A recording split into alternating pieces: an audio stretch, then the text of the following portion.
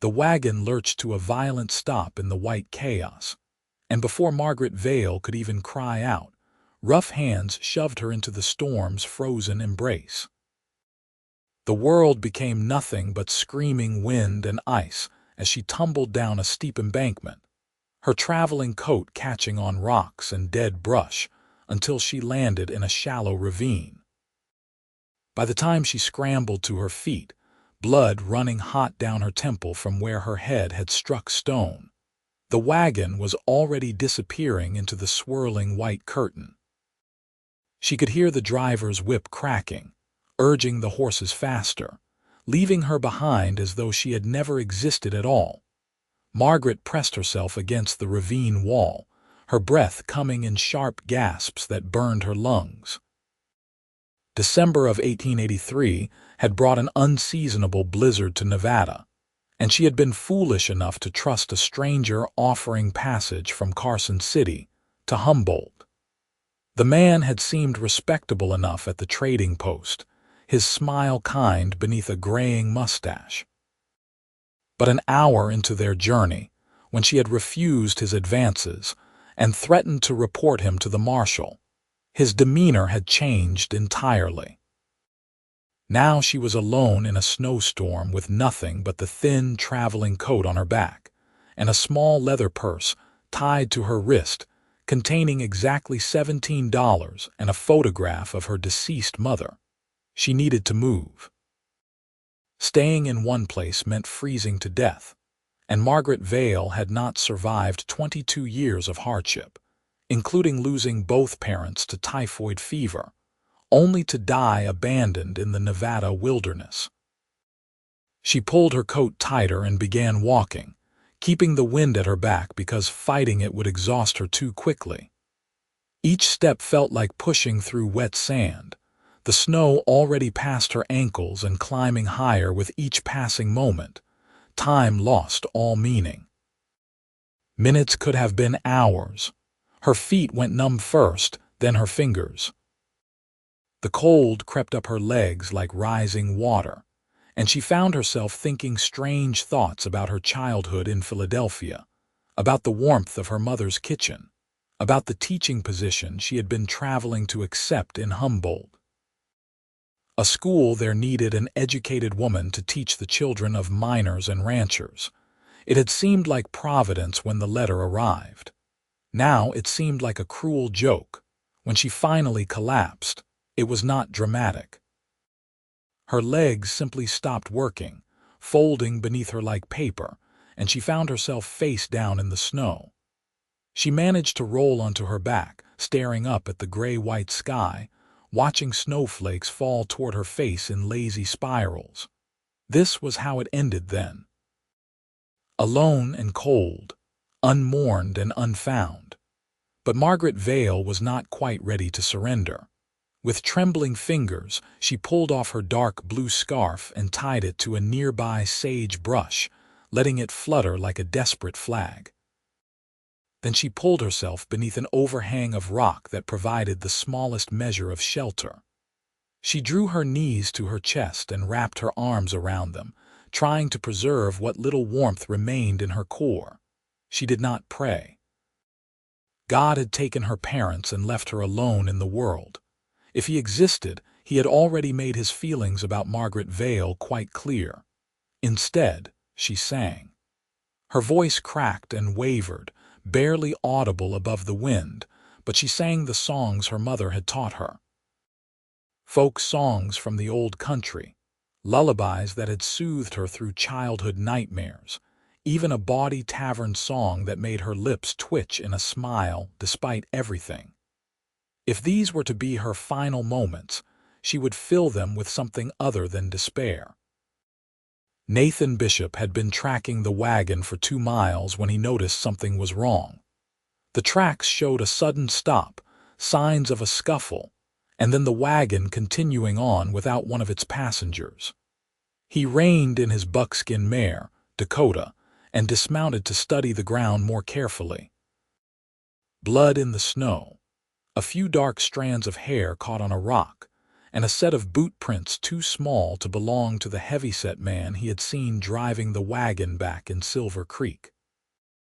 Nathan was 30 years old and had spent the last 12 of them working as a ranch hand, cattle driver, and occasional tracker for the Nevada Territorial Marshal. He knew trouble when he saw it, and this situation had trouble written all over it. The wagon tracks continued east, but the boot prints headed north, staggering and uneven. Someone was out here alone, likely injured, definitely in danger. He did not hesitate. Nathan tied Dakota's reins loosely, knowing the well-trained mare would follow at a distance, and began following the tracks on foot. The snow was falling harder now, threatening to cover the trail entirely, but he moved with practiced efficiency. His father had been a frontiersman, his mother a Paiute woman who had taught him to read signs that most white men would miss. He saw the places where the person had stumbled, the handprint in the snow where they had caught themselves, the increasingly erratic pattern of steps that spoke of exhaustion and hypothermia setting in. When he found the blue scarf tied to the sage brush, his heart kicked hard against his ribs. Whoever this was, they were still thinking clearly enough to mark their location. That was good. That meant they were still fighting. He pushed forward, rounding a cluster of rocks, and saw her. She was curled beneath a shallow overhang, her dark hair plastered to her face with melting snow, her lips tinged blue. But she was moving, and he could hear her voice, thin and ready, singing something he did not recognize. Relief flooded through him so powerfully that his knees nearly buckled. "Miss," he called out, keeping his voice steady and calm despite the urgency hammering through his veins. "Miss, can you hear me?" Her singing stopped. Slowly, painfully, she turned her head toward him. Her eyes were the color of honey, he noticed with strange clarity, and they were filled with confusion and disbelief. "Am I dead?" she whispered. "Not today," Nathan said firmly. He dropped to his knees beside her and immediately began assessing the damage. The cut on her temple had stopped bleeding but would need cleaning. Her extremities were dangerously cold. She was shaking so hard her teeth were chattering. "I am going to get you out of here, but I need you to stay with me. Can you do that?" "I do not understand," she said, her words slurring slightly. "Why would you help me?" The question struck him as profoundly sad. "Because you need help," he said simply. He shrugged out of his heavy sheepskin coat and wrapped it around her shoulders, then pulled off his gloves and put them on her frozen hands. "My name is Nathan Bishop. I am going to get you to safety, but I need you to tell me your name so I know you are staying conscious." "Margaret," she managed. "Margaret Vale. Well, Miss Vale, it is a pleasure to make your acquaintance, though I wish it were under better circumstances." He whistled sharply, and within moments Dakota appeared through the snow, her dark eyes calm despite the storm. "I am going to lift you onto my horse. It might hurt, but I need you to hold on. My cabin is about 3 miles west. Can you do that for me?" Margaret tried to stand, but her legs would not cooperate. Nathan caught her before she fell, and without asking permission, he lifted her into his arms. She weighed almost nothing, and fury burned through him at whoever had done this. He settled her onto Dakota's saddle, then swung up behind her, pulling her back against his chest and wrapping one arm securely around her waist. "Hold onto the saddle horn," he instructed. "I have got you, but it will help you feel steadier." Her frozen fingers fumbled for the horn, gripping it with desperate strength. Nathan urged Dakota forward, keeping the pace as quick as he dared. The mare was sure-footed even in the snow, but he could not risk a fall, not with Margaret in such fragile condition. She drifted in and out of awareness during the ride. He kept talking to her, asking her questions about where she was from, where she had been going, anything to keep her engaged. Her answers came in fragments, puzzle pieces that gradually formed a picture of a young woman alone in the world, trying to make her way to a teaching position in Humboldt when someone had betrayed that trust in the cruelest way possible. By the time his cabin came into view through the snow, Nathan had already decided that the wagon driver was going to answer for what he had done. But first, Margaret needed warmth, food, and medical attention. The cabin was small but well built, constructed from logs chinked with mud and moss, with a stone chimney that Nathan kept in good repair. He had built it himself 5 years ago when he had finally saved enough money to buy his own land. It was not much, just 80 acres of rough grazing land in this cabin, but it was his, and right now it represented the difference between life and death for the woman in his arms. He dismounted carefully, then lifted Margaret down. She was barely conscious now, her body limp in his arms. He carried her inside, kicking the door shut behind them, and laid her on his bed near the fireplace. The cabin was cold but not frozen. He always left a small fire banked when he went out, and now he built it up quickly, feeding it dried wood until flames crackled and heat began to radiate through the single room. Nathan had learned basic medical care from his mother and refined it through years of ranch work, where the nearest doctor might be days away. He knew that warming Margaret too quickly could be as dangerous as the cold itself. He removed her wet boots and stockings, checking her feet for frostbite. The skin was white and waxy in places, but he thought she might avoid losing any toes if he was careful. He wrapped her feet in blankets, then turned his attention to the rest of her. Her dress was soaked through. That was a problem. He turned his back and spoke clearly. "Miss Vale, I need to remove your wet clothing or you will not warm up properly. I am going to give you a dry shirt of mine to wear and I will not look. Do you understand?" She made a small sound that might have been agreement. Nathan retrieved his warmest flannel shirt and a pair of woolen socks, then laid them beside her. "I am going to step outside for a moment. Change into these if you can manage it.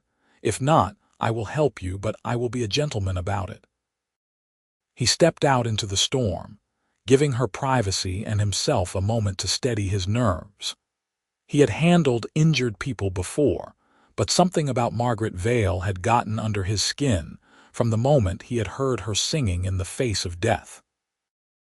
There was a strength to her that belied her current helplessness, a determination he recognized because he saw it in himself every time he looked in a mirror. After a count of 200, he knocked on his own door and called out, "Miss Vale, are you decent?" Silence. Nathan felt his stomach drop. He pushed the door open and saw that she had managed to remove her dress, but had collapsed before she could put on the shirt. She was unconscious, wearing only her chemise and drawers, her skin pale as milk. Nathan forced himself to move with clinical efficiency. He pulled the flannel shirt over her head and worked her arms through the sleeves, then wrapped her in every blanket he owned. He heated water over the fire and prepared warm compresses for her feet and hands, changing them regularly as her body temperature slowly climbed back toward normal. He cleaned the cut on her temple with whiskey and sealed it with a butterfly bandage fashioned from strips of cloth. Then there was nothing to do but wait. Nathan sat in his chair by the fire, watching Margaret breathe. The storm raged outside, rattling the shutters, but inside the cabin was growing warm and safe. He made coffee and tried not to think about how beautiful she looked in his bed. Her dark hair spread across his pillow, her face finally regaining some color. That was not an appropriate thought given the circumstances. She was a woman in need of rescue, not an object for his admiration, but he could not deny the pull he felt toward her. It was more than just protectiveness, though that was certainly part of it. There was something about her that called to something in him, a recognition that went beyond logic or reason. When Margaret finally stirred, it was full dark outside and the storm had settled into a steady snowfall. Her eyes fluttered open, unfocused at first, then sharpening with awareness. She took in the cabin, the fire, the unfamiliar surroundings, and then her gaze found Nathan sitting in his chair. "You are real," she said, her voice hoarse. "I am real," Nathan confirmed. He stood and poured water from the kettle into a tin cup, letting it cool slightly before bringing it to her. "How are you feeling?" "Like I was trampled by horses," Margaret admitted. She tried to sit up, winced, and Nathan was there immediately, helping her prop herself against the wall at the head of the bed. She took the cup with shaking hands and sipped gratefully. "Thank you. You saved my life." "I just followed some tracks," Nathan said, deflecting the gratitude uncomfortably. He was not used to being thanked. Most of his work went unnoticed, which was how he preferred it. "You did the real work by staying alive long enough to be found. That scarf was smart thinking." "I did not want to die without leaving some kind of mark," Margaret said softly. She looked down at herself, registering for the first time that she was wearing his shirt. A flush crept up her neck, but she met his eyes steadily. "Did you undress me?" "I tried to give you privacy," Nathan said honestly. "You had started to change yourself but collapsed. I did only what was necessary to prevent you from freezing to death, and I swear to you on my mother's grave that I conducted myself with respect." Something in his tone must have convinced her because the tension left her shoulders. "I believe you, and I am grateful. Most men would have taken advantage." Her expression darkened. "Most men apparently think nothing of throwing a woman into a snowstorm when she refuses their advances." Rage, bright and hot, flared in Nathan's chest. "Is that what happened?" "The wagon driver," Margaret nodded, setting down the cup. "He seemed kind when he offered me a ride from Carson City to Humboldt. I am traveling to take a teaching position there." But once we were alone on the road, he made his intentions clear. "When I refused and threatened to report him, he stopped the wagon and forced me out. I rolled down an embankment, and by the time I got my bearings, he was already gone." "What did he look like?" Nathan asked, his voice dangerously quiet. Margaret described the man in detail, from his graying mustache to the scar on his left hand to the distinctive pattern of his wagon's wheels. Nathan committed every detail to memory. Once the storm cleared, he would make inquiries. Men like that did not deserve to go unpunished, but that was a problem for tomorrow. Tonight his concern was Margaret. "You should eat something," he said. "I have stew from yesterday. It is nothing fancy, but it will give you strength." "I do not want to impose," Margaret protested weakly. "Miss Vale, you are wearing my shirt and sleeping in my bed. I think we are past worrying about imposing." Nathan ladled stew into a bowl and handed it to her along with a spoon. "Eat, doctor's orders. You are a doctor now." She asked, and there was the faintest hint of amusement in her voice that made Nathan's heart lift. "My mother taught me medicine," he said. "She was Paiute. They have ways of healing that white doctors never learned." Margaret's eyes widened with interest rather than the prejudice he sometimes encountered. That must have been a difficult life, being mixed. Nathan appreciated her directness. "It had its challenges, still does. But my mother was the wisest woman I ever knew, and my father loved her until the day he died.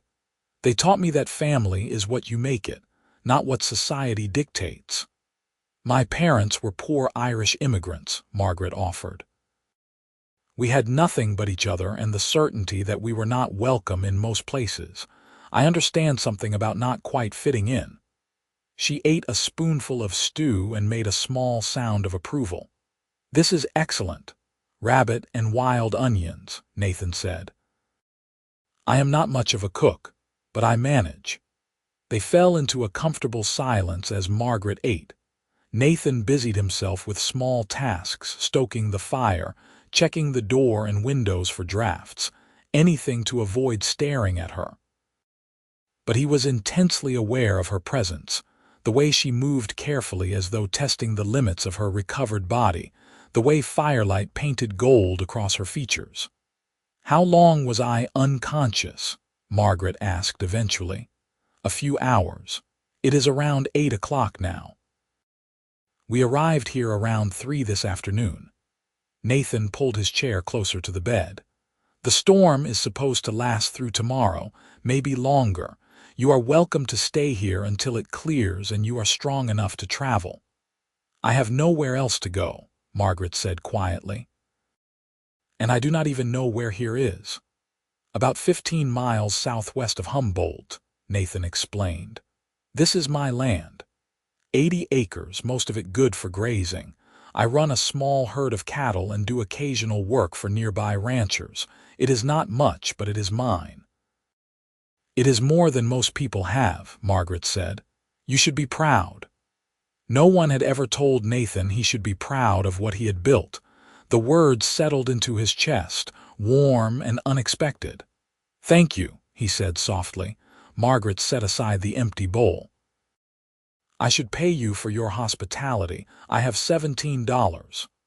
"I do not want your money," Nathan said immediately, more harshly than he intended. He softened his tone. "I helped you because it was the right thing to do, not because I expected payment." "But I am in your debt," Margaret insisted. "Then repay me by getting well and making it to that teaching position," Nathan said. "Those children in Humboldt need someone like you. I can see that you are a fighter, Miss Vale, someone who does not give up. That is exactly the kind of person who should be teaching the next generation." Margaret blinked rapidly, and Nathan realized with alarm that there were tears on her cheeks. "I am sorry," she said, dashing them away. "I am not usually so emotional. It has just been a very long time since anyone had faith in me."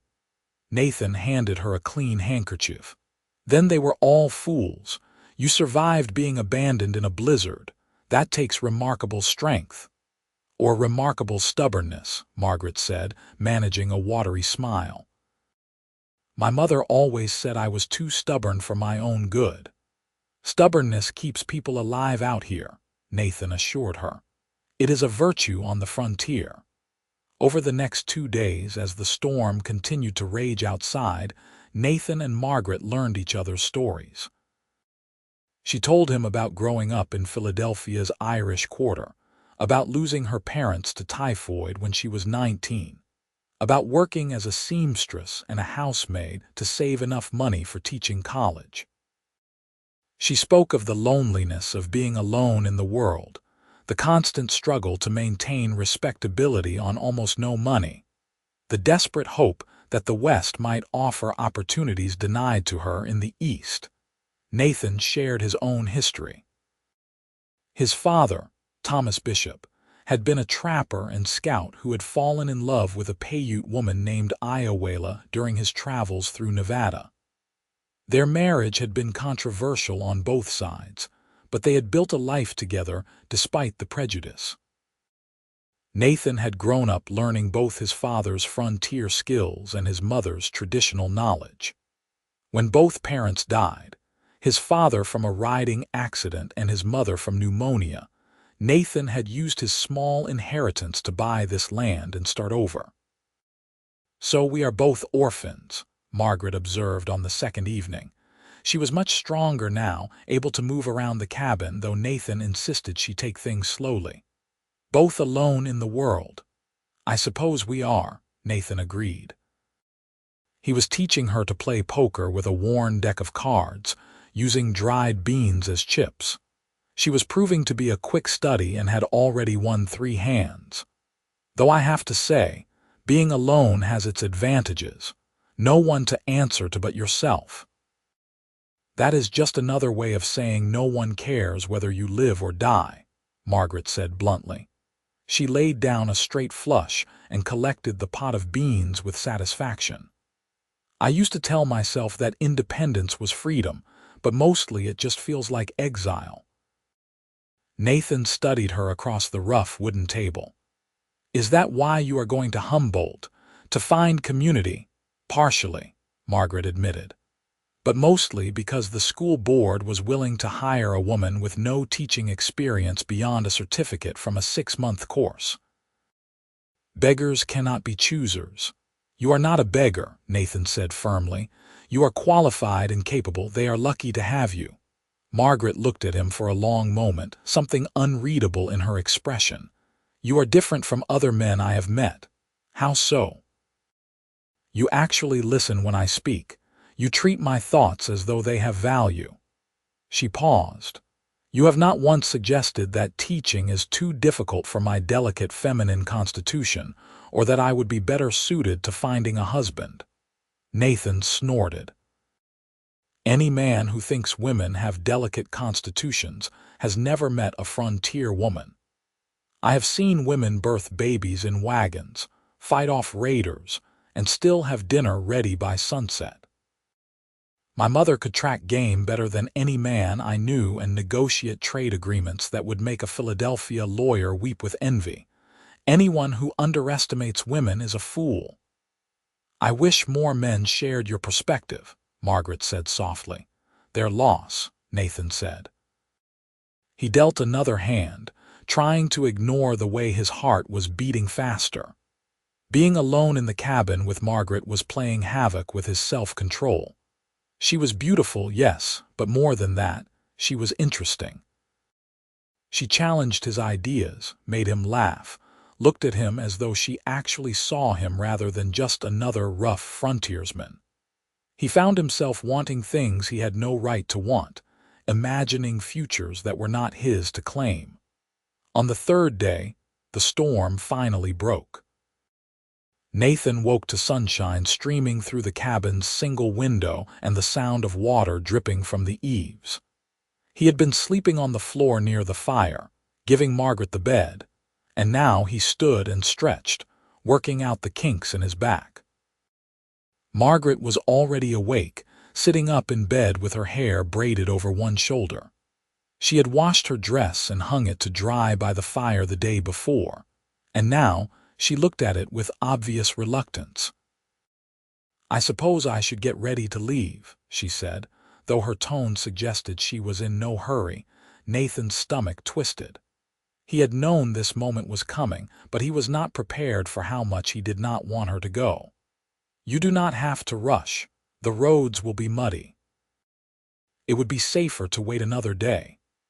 I have already imposed on your hospitality far too long, Margaret said, but when she met his eyes, Nathan saw his own reluctance reflected back at him. Margaret, he said, using her given name for the first time, you have not been an imposition. These past few days have been the best company I have had in years. She stood, crossing to where he stood by the fire. They were close enough that Nathan could see the gold flecks in her eyes, could smell the soap she had used to wash her hair. I feel the same way, she admitted. Which is why I should go. It would be too easy to stay. Would that be so terrible? Nathan asked quietly. I have a position waiting for me in Humboldt, Margaret said. A purpose. I cannot throw that away for feelings that developed under extraordinary circumstances. Once I am back in the real world, you will realize I am just an ordinary woman, nothing special. You are the least ordinary woman I have ever met, Nathan said. He wanted to reach for her, to pull her close and kiss her until she understood how extraordinary she truly was, but he kept his hands at his sides. But I understand. You have worked too hard for this opportunity to give it up. Margaret touched his arm briefly, a whisper of contact that burned through his shirt. Thank you for understanding, and thank you for saving me, for treating me with kindness and respect. I will never forget you, Nathan Bishop. I will never forget you either, Margaret Vale. They prepared for the journey to Humboldt in near silence, both careful not to bump into each other in the small space, both avoiding eye contact. Nathan saddled Dakota and packed supplies for the trip. The 15 miles would take most of the day given the condition of the roads, but the weather looked clear. Margaret insisted on wearing her own mostly dry clothes, despite Nathan's offer to loan her warmer items. She wanted to arrive in Humboldt looking presentable, she explained, not like a woman who had been living in a bachelor's cabin. Nathan understood but hated how the reasoning created distance between them. They rode in silence at first, Margaret sitting in front of Nathan on the saddle as she had during the storm, but this time fully conscious and aware of every point where their bodies touched. Nathan kept his arm around her waist, telling himself it was purely for safety, trying not to notice how perfectly she fit against him. "Tell me about Humboldt," Margaret said finally, breaking the heavy silence. Nathan was grateful for the neutral topic. "It is a mining town mostly, silver and some gold. Grew up fast after the strikes in the 60s. Population is around 500 now, mostly miners, a few ranchers and merchants. It can be rough, but there are decent people there too. The school is important to them. They want their children to have better opportunities than they had. Have you been there often? Few times a year to trade and stock up on supplies. I know the marshal and the general store owner. Good people." Nathan paused. "I could introduce you to them if you would like. Help you get settled." "That is kind of you, but I do not want to take up more of your time," Margaret said. "Margaret." He waited until she turned to look at him over her shoulder. "I am offering because I want to, not out of obligation. I know we have only known each other a few days, but I consider you a friend. Friends help each other." Her expression softened. "Then yes, I would appreciate introductions." "Thank you, Nathan." They rode on, conversation coming more easily now. Nathan pointed out landmarks and shared stories about the area. Margaret asked intelligent questions about ranching, mining, and the local economy. When they stopped to rest the horse and eat the cold biscuits Nathan had packed, they sat on a fallen log and talked about everything and nothing. "Can I ask you something personal?" Margaret said as they prepared to mount up again. "Of course." "Why have you never married? A man with your own land, your skills, surely women would be interested." Nathan considered how to answer honestly. "I have never met anyone who made me want to change my life. Most women in this area are already married or are looking for someone wealthier, someone whose parentage is less complicated. I am content with my solitude most of the time, or at least I was." "What changed?" Margaret asked, though her tone suggested she already knew the answer. "I met a woman who sings in the face of death," Nathan said quietly. "A woman who is brave and intelligent and does not see my mixed blood as something shameful. A woman who makes me think that maybe solitude is not as satisfying as I convinced myself it was." Margaret looked away, but not before Nathan saw the tears gathering in her eyes. "Nathan, do not do this, please."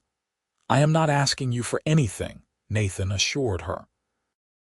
"I just wanted you to know that you changed something in me. Even if we never see each other again after today, I will be grateful I found your tracks in the snow." She turned back to him, reaching up to cup his face with one gloved hand. "You changed something in me too. Made me believe that not all men are cruel or selfish, made me feel seen in a way I never have before." She dropped her hand. "But I cannot give up this opportunity. It is all I have." "I know," Nathan said. "I would never ask you to." They completed the journey to Humboldt without speaking of feelings again, though the air between them remained charged with everything left unsaid. When the town finally came into view, a collection of wooden buildings clustered in a valley, Margaret sat up straighter, squaring her shoulders as though preparing for battle. Nathan guided Dakota down the main street, aware of curious eyes watching them. He stopped in front of the general store and helped Margaret dismount, then tied the horse and escorted her inside. Frank Morris, the store owner, looked up from where he was stocking shelves and broke into a wide smile. "Nathan Bishop, as I live and breathe. We have not seen you since September." "Been busy, Frank," Nathan said. He gestured to Margaret. "This is Miss Margaret Vale. She is the new school teacher." Frank's eyebrows rose. "The school teacher? We heard you were coming, Miss Vale, but we expected you 3 days ago. The school board was getting worried." "I encountered some difficulty on the journey," Margaret explained smoothly. "Mr. Bishop was kind enough to offer assistance. I am eager to begin my duties as soon as possible." "Well, we are certainly glad you made it safely," Frank said. He came around the counter, wiping his hands on his apron. "My wife, Clara, is on the school board. She will want to meet you right away. She has been preparing the teachers' quarters above the schoolhouse." "That sounds wonderful," Margaret said. "Thank you, Mr. Morris." Frank insisted on taking them directly to the schoolhouse, a well-maintained building at the east end of town. Clara Morris, a stout woman with kind eyes and an efficient manner, greeted them warmly and immediately took Margaret under her wing. Within minutes, Margaret was being shown the modest but clean rooms that would serve as her living quarters, complete with a small stove, a bed, and a writing desk. Nathan stayed downstairs in the schoolhouse proper, examining the slate boards and wooden desks, the shelves of books donated by the community. It was a good school, he thought. Margaret would do well here. When she finally came back downstairs, Clara Morris was still talking enthusiastically about lesson plans and meeting the students. Margaret looked a bit overwhelmed but pleased. Her eyes found Nathan's across the room, and something in his chest clenched painfully. "Mr. Bishop," Clara said, finally noticing him, "thank you so much for bringing Miss Vale to us safely. We are in your debt." "No debt necessary, madam," Nathan said. "I was happy to help." "Will you stay for supper?" Clara asked. "It is the least we can do." Nathan opened his mouth to accept, then caught the pleading look in Margaret's eyes. She was asking him to make this easier, to make a clean break. "I appreciate the offer, Mrs. Morris, but I should head back before dark. I have stock to attend to." "Of course," Clara said. "But please visit us again soon. You are always welcome." Nathan nodded his thanks, then looked at Margaret. "Miss Vale, it has been an honor. I wish you all the best in your new position." "Thank you, Mr. Bishop," Margaret said formally, though her voice wavered slightly, "for everything." They shook hands, a brief professional contact that felt like a lie given everything they had shared. Nathan held her gaze for one moment longer than propriety allowed, trying to memorize the exact shade of her eyes, the curve of her mouth, the way she looked at him as though he were someone worth remembering. Then he turned and walked out of the schoolhouse, climbed onto Dakota, and rode out of Humboldt without looking back. The first week without Margaret was the hardest. Nathan threw himself into work, repairing fences and checking on his small herd, but his mind constantly wandered back to the cabin and the 3 days they had spent there. He could still smell her hair on his pillow, could still see her sitting across from him at the table, laughing as she won another hand of poker. The cabin felt emptier than it ever had before, and his solitude, once comfortable, now felt like punishment. He told himself he would forget her in time, that the intensity of his feelings was a product of the dramatic circumstances of their meeting, that she would settle into her new life and he would return to his old one, and eventually this ache in his chest would fade. He was lying to himself, and he knew it. 3 weeks after leaving Margaret in Humboldt, Nathan made inquiries about the wagon driver who had abandoned her. It took another week of following leads and calling in favors, but he finally tracked the man to a boarding house in Virginia City. Nathan found him drunk in a saloon, bragging about a woman he had left in the snow, saying she had probably died, and good riddance to uppity females who did not know their place. Nathan had never considered himself a violent man, but in that moment he understood the appeal. Instead, he calmly informed the local marshal about the attempted murder, provided a detailed statement, and made sure the man was arrested and charged. Justice would be served through proper channels. His mother had taught him that revenge might feel satisfying in the moment, but would poison his spirit in the long run. Still, when he left Virginia City, he felt a grim satisfaction knowing the man would face consequences for his actions.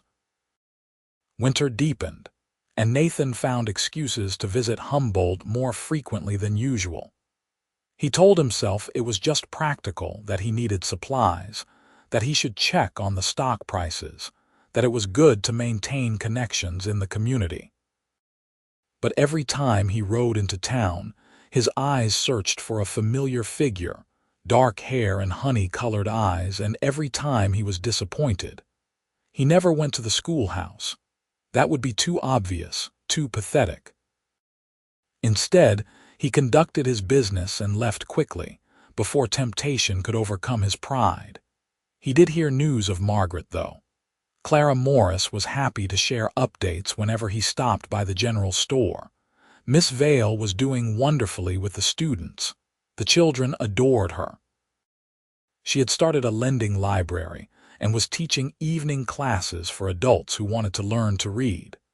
She had organized a Christmas pageant that had been the talk of the town. Nathan absorbed every detail hungrily, proud of her accomplishments, but aching with the knowledge that he was not part of her life. January brought a cold snap and more snow. Nathan spent most of his time indoors, maintaining his equipment and reading the books he had collected over the years. He was working on repairing a bridle when someone knocked on his door. He was not expecting visitors. His nearest neighbor was 4 miles away, and most people had sense enough to stay home in weather like this. Nathan opened the door and froze.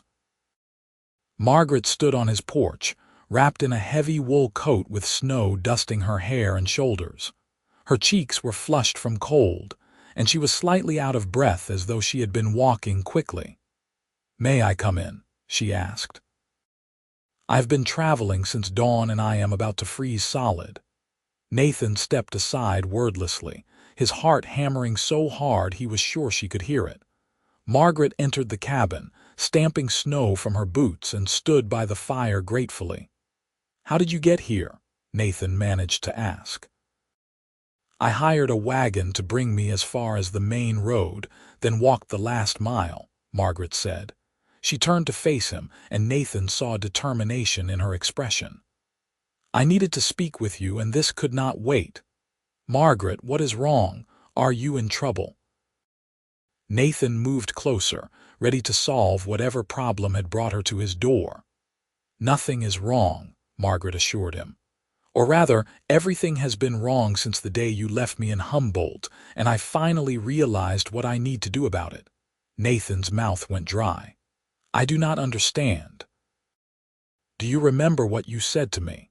That you met a woman who made you think solitude was not as satisfying as you convinced yourself it was." Margaret pulled off her gloves, her hands shaking slightly. "I have been thinking about that every single day since. Because the truth is, I feel the same way." "Your teaching position," Nathan said weakly. "Your purpose." "I love teaching," Margaret said. "The children are wonderful, and I feel like I am making a difference. But every day I wake up and the first thing I think about is you. I wonder what you are doing, whether you are safe, whether you think of me. I walk past the general store and remember how you bought me peppermint sticks, even though I insisted I did not need treats. I look at the stars and remember you teaching me to identify constellations. Everything in my life now is colored by the fact that you are not in it, and I am tired of pretending that is acceptable." Nathan could hardly breathe. "What are you saying?" "I am saying that I fell in love with you during those 3 days in the storm," Margaret said, her voice steady despite the tears on her cheeks. "I know it sounds absurd. I know people will say it is impossible to fall in love that quickly, but I do not care what people say. I have spent my whole life doing what I was supposed to do, being practical and responsible, and where has it gotten me? Alone and miserable, that is where. You are not alone, Nathan said, closing the distance between them in 2 strides. He took her face in his hands, thumbs brushing away her tears. You have students who adore you, a community that respects you. But I do not have you, Margaret whispered, and it turns out that matters more than I thought possible. Nathan had spent weeks telling himself that he needed to be strong, that he needed to let Margaret live her life without complication from him. But looking into her eyes now, seeing his own longing reflected back at him, he realized that strength sometimes meant having the courage to reach for what you wanted instead of nobly suffering alone. I love you too, he said, the words tumbling out in a rush. I have loved you since I heard you singing in the snow, refusing to give up even when death was staring you in the face. I have loved you through every card game and every conversation and every moment since. I did not contact you because I thought you needed to build your life without me interfering, but the truth is I have been miserable without you. Then stop being miserable, Margaret said, rising on her toes to bring her face closer to his. Stop being noble and self-sacrificing and just kiss me, Nathan Bishop. Nathan did not need to be told twice. He lowered his mouth to hers, tentative at first, giving her every opportunity to change her mind. But Margaret made a small sound of approval and wrapped her arms around his neck, deepening the kiss, and Nathan was lost. He kissed her with all the longing of the past weeks, with all the love he had been holding back, with all the hope he had not dared to feel. When they finally broke apart, both breathing hard, Nathan rested his forehead against hers. What about your teaching position? Humboldt is only 15 miles from here, Margaret pointed out practically. I could make that journey several times a week, especially in good weather. Or you could move closer to town, or we could find a compromise.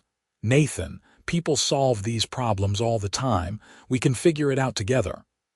Together, Nathan repeated, liking the sound of that word. Are you saying what I think you are saying? I am saying that I want to build a life with you, Margaret said clearly.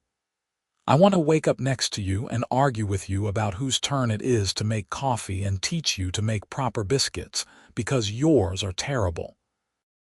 I want to know that at the end of every day, no matter how difficult, I get to come home to you. If that requires marriage, then I am proposing.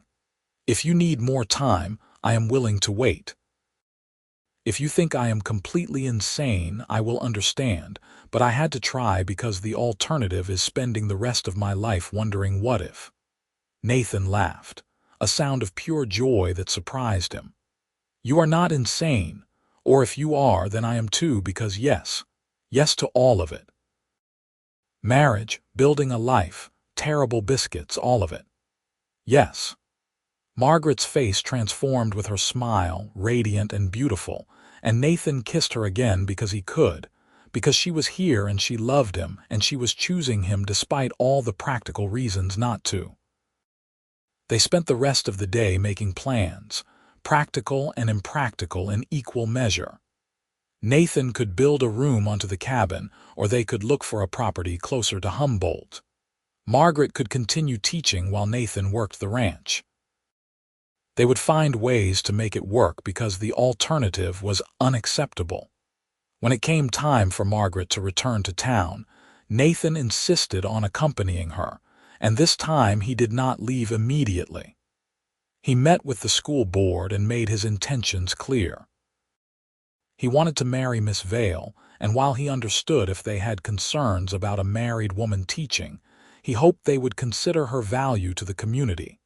Clara Morris laughed at his serious speech. Mr. Bishop, we are not in Philadelphia. This is the frontier. Half our teachers are married women. We care about ability, not marital status. If Miss Vale wants to continue teaching, we would be delighted to have her.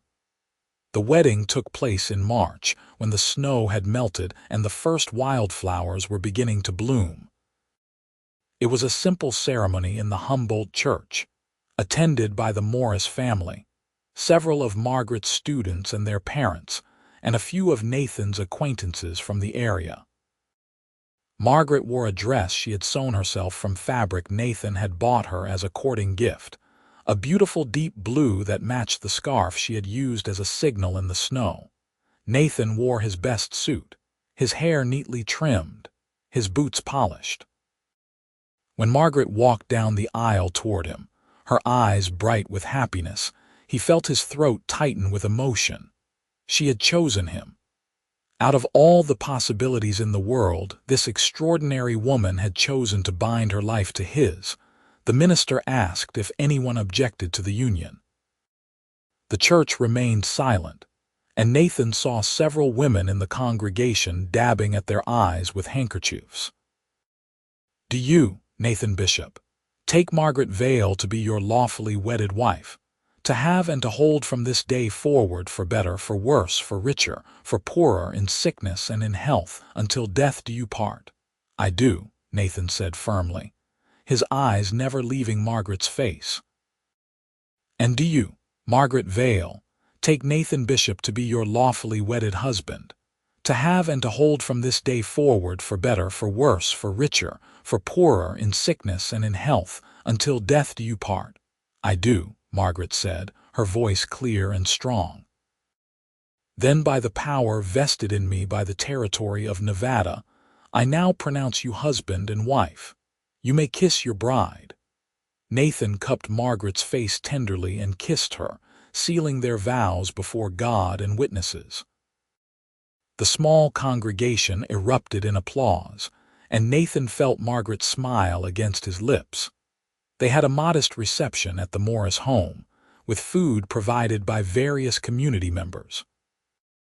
Nathan met more of Margaret's students, shy children who clearly adored their teacher and were curious about her new husband.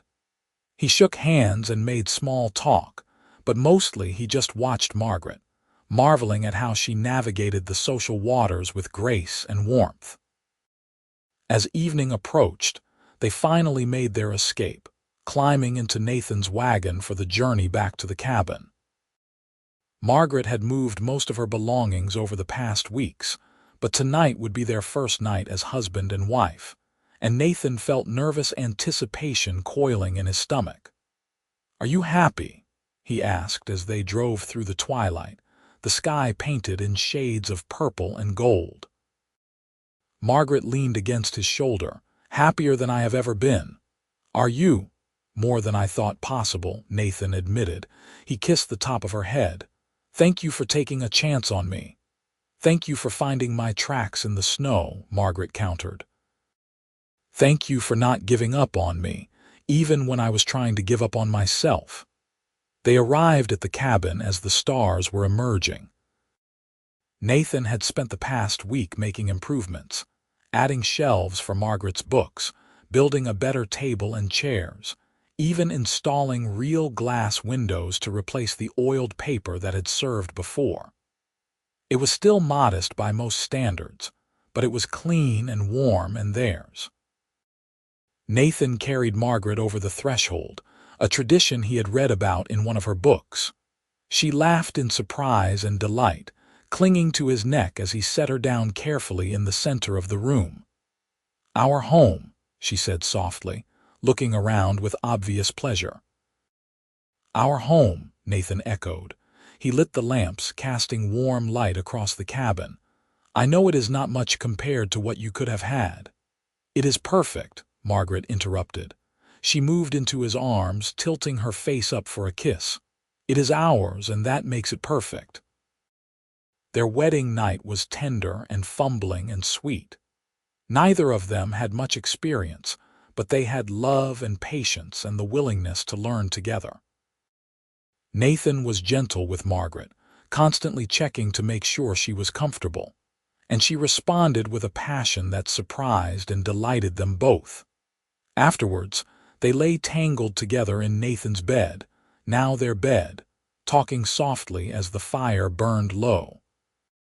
Margaret traced patterns on Nathan's chest with her fingertips, and he played with her hair, still amazed that he got to do this, that she was his wife. "I never thought I would have this," Margaret confessed. "A husband I actually love, a home that feels safe. I had resigned myself to being alone." "Me too," Nathan said. "I thought I was content with solitude, but I think I was just protecting myself from disappointment. It is easier to be alone than to risk caring about someone who might leave." "I am not going anywhere," Margaret promised. She propped herself up on one elbow to look at him seriously. "I know we have challenges ahead. People will talk about your heritage and my independence. Life on a ranch is hard. We will probably argue and frustrate each other. But I want you to know that I am committed to this marriage, to you, no matter what comes." "I am committed too," Nathan said. He pulled her down for a kiss, slow and deep. "Whatever challenges come, we will face them together." Over the next year, they built their life piece by piece. Margaret continued teaching in Humboldt, making the journey 3 days a week on a gentle mare Nathan bought for her. She brought her students' work home to grade by lamplight while Nathan worked on tack repair or read aloud from the newspapers they received weeks late. On the days she did not teach, she helped with the ranch work, learning to mend fences and check cattle, surprising Nathan with her willingness to get her hands dirty. Nathan built an addition to the cabin, creating a proper bedroom and a small study where Margaret could prepare her lessons. He also began taking on more work with the local cattle association, earning a reputation as a reliable tracker and mediator. His mixed heritage, once a source of suspicion, became an asset as he helped negotiate agreements between white ranchers and Paiute bands over water rights and grazing lands.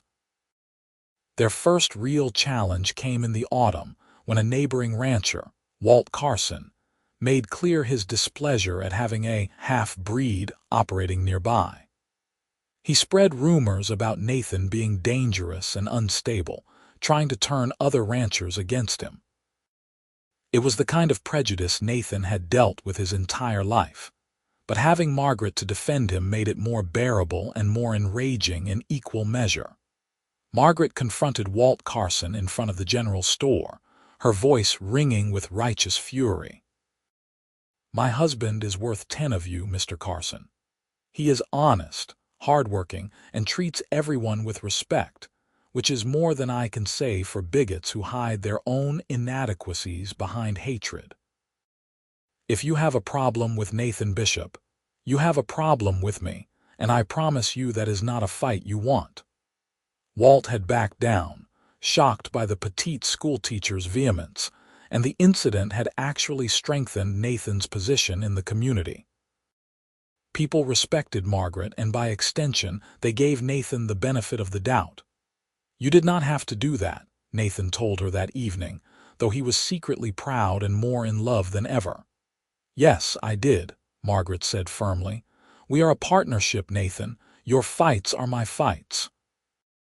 In the spring of their second year of marriage, Margaret discovered she was pregnant. She had been feeling ill in the mornings, exhausted by afternoon, and Clara Morris had taken one look at her and declared with certainty that a baby was on the way. Nathan was terrified and elated in equal measure.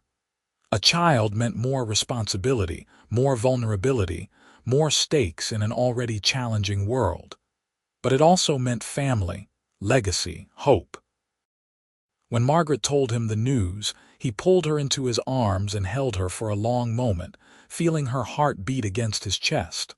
"Are you happy?" she asked, her voice muffled against his shoulder. "I am overwhelmed," Nathan admitted. "But yes, happy. Scared, but happy." "How are you feeling about it?" "The same," Margaret said. She pulled back to look at him. "I am terrified I will be a terrible mother. I did not exactly have a normal childhood to model. What if I make mistakes? Then we will make them together and figure out how to fix them," Nathan said. He placed his hand on her still, flat stomach. "This child will be loved. That is what matters most." Margaret taught through her pregnancy as long as she could, finally stepping aside in her 7th month when the school board gently suggested it was time. She fretted about leaving her students, but Nathan kept her busy preparing the nursery and learning everything they could about infant care from Clara Morris and other experienced mothers in the community. Their son was born on a cold December night, during another snowstorm eerily similar to the one that had brought Nathan and Margaret together. The midwife, a capable woman named Mrs. Henderson, guided them through the long hours of labor with calm competence. Nathan held Margaret's hand and wiped her forehead and felt utterly helpless in the face of her pain. When their son finally arrived, squalling and red-faced and perfect, Nathan felt something shift in his chest, a fierce protective love that dwarfed everything else he had ever felt. "What should we name him?" Margaret asked, exhausted but smiling as she held their baby. They had discussed names for months without reaching a conclusion. Now, looking at his son's face, Nathan knew. "Thomas," he said, "after my father, Thomas Bishop." "Thomas," Margaret repeated, testing the name. "It is perfect. Hello, Thomas. Welcome to the world, little one." Thomas was a good baby, or as good as babies could be. He ate well and slept in reasonable stretches and seemed content to be held by anyone willing. Nathan discovered a talent for soothing the baby that surprised everyone, including himself. He would walk the cabin floor at night, holding Thomas against his chest and singing the Paiute lullabies his mother had taught him, and the baby would settle immediately. Margaret returned to teaching when Thomas was 4 months old, but she adjusted her schedule, working only 2 days a week and bringing the baby with her when necessary. The students were delighted with their teacher's son, fighting for the privilege of helping to care for him during lessons. Life settled into a rhythm, busy and full and satisfying. Nathan expanded his land holdings, buying an adjacent parcel when it came up for sale. Margaret started a library society in Humboldt, organizing donations of books and creating a lending system. They worked hard, saved carefully, and built something substantial together. When Thomas was 2, Margaret became pregnant again. This pregnancy was harder, leaving her more exhausted and ill. Nathan hired a local girl, Emma Taylor, to help with household tasks and watching Thomas so Margaret could rest. Their daughter arrived in the summer, a much easier birth than her brother. She had Margaret's dark hair and Nathan's gray eyes, and she was loud and demanding from the moment she entered the world. "She is going to be a handful," the midwife predicted with a laugh. "Good," Margaret said, cradling her daughter. "The world needs more women who know how to make their voices heard. What do you think, Nathan? What should we name her?" Nathan thought of his mother, whose strength and wisdom had shaped him. "Iowela," he suggested, "after my mother, but we could anglicize it to Ava if you prefer." "Ava Iowela Bishop," Margaret said. "It is beautiful. Yes, let's call her Ava, but keep the full name for when she is older and wants to know where it came from." Ava proved to be every bit as strong-willed as predicted. While Thomas was gentle and thoughtful, his sister was bold and fearless, climbing everything she could reach and showing no sense of appropriate caution. Nathan spent half his time pulling her out of situations that could have resulted in injury, but he would not have changed her for the world. He wanted his daughter to be strong. Margaret returned to full-time teaching when Ava turned 2. Emma Taylor continued working for them, becoming almost part of the family. The Bishop's ranch prospered, and Nathan's reputation as a fair dealer and skilled tracker brought steady work. They were not wealthy by any means, but they were comfortable, and more importantly, they were happy. The children grew. Thomas showed an early aptitude for reading and math, often sitting in on his mother's lessons. Ava preferred being outdoors, shadowing her father as he worked with the horses and cattle. Nathan taught both children about their mixed heritage, telling them stories of his mother's people, ensuring they understood they had nothing to be ashamed of. There were still moments of prejudice. A traveling preacher stopped in Humboldt and delivered a sermon about the evils of mixing races, looking directly at Margaret and the children. Margaret had stood up in the middle of the service and walked out, taking Thomas and Ava with her, and half the congregation had followed. The preacher had left town the next day. An older rancher had suggested at a cattle association meeting that Nathan should not be allowed to vote on important decisions given his divided loyalties. Frank Morris had stood up and delivered a passionate speech about Nathan's contributions to the community, and the motion had died immediately. Each incident hurt, but each one also showed Nathan that he had allies, that he and Margaret had built something that mattered in this community. They were not just tolerated, they were valued. Years passed in a blur of work and family and small triumphs. Thomas left for university in San Francisco when he turned 18, studying engineering. Ava, now 16, had declared her intention to become a veterinarian, despite the near impossibility of a woman entering that field. Nathan had no doubt she would find a way. Margaret continued teaching, though she had cut back to 3 days a week as she approached 50.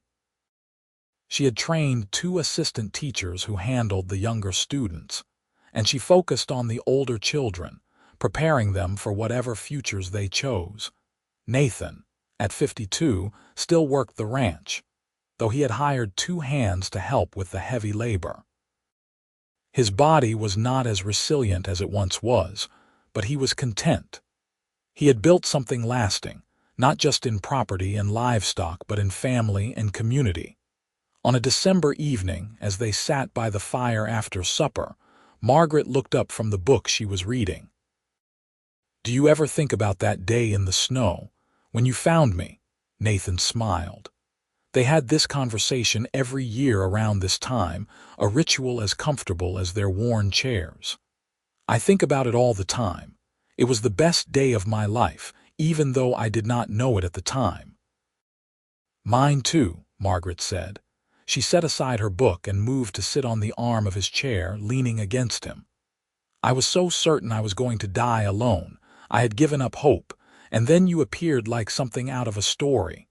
"You saved yourself," Nathan reminded her. "I just followed the tracks. You were the one who kept fighting, who left a signal, who refused to surrender." "We saved each other," Margaret corrected. She kissed the top of his head. "I was dying in that snow, not just physically but spiritually. I had lost faith in people, in the possibility of happiness. You gave that back to me." Nathan pulled her down into his lap, something they had been doing for nearly 30 years now. "And you gave me a reason to stop hiding from life. You made me believe I deserved love and family, and all the things I had convinced myself were not for people like me." They sat together in comfortable silence, watching the fire crackle and listening to the wind outside. It was starting to snow again, soft flakes drifting past the windows, but inside they were warm and safe. "I love you, Nathan Bishop," Margaret said softly. "I have loved you since the moment you told me not today when I asked if I was dead. I will love you until the day I actually do die, and probably beyond that if there is any justice in the universe." "I love you too, Margaret Bishop," Nathan said, using the name she had taken so proudly. "Every day with you has been a gift I did not know I needed." They kissed, soft and gentle and familiar, a confirmation of everything they had built together. Outside, the snow continued to fall, blanketing the land in white, but this time there was no one abandoned and alone. This time, there were 2 people who had found each other against all odds and built a life filled with purpose and family and abiding love. The fire burned low and the evening deepened, and Nathan and Margaret remained together, exactly where they belonged, exactly where they had always been meant to be. The tracks in the snow had led him to her, and she had led him to a life richer than he had ever imagined possible. It was more than enough. It was everything,